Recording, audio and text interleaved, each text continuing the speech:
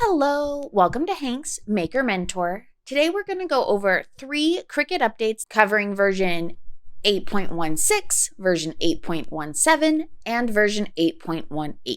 This will still be a quick video because none of the updates contain a whole bunch. Version 8.16 contains the following new feature. They've updated My Bookmarks to support font tiles so you can see the fonts you favorited as well as the projects and images. This one did have quite a few bug fixes.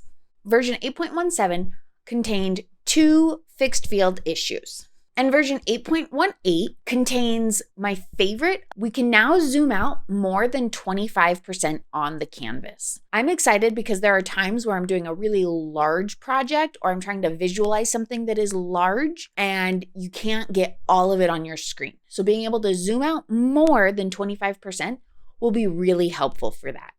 Let me know what you thought of these updates. If you have any questions, please feel free to leave them in the comments. And until next time, bye.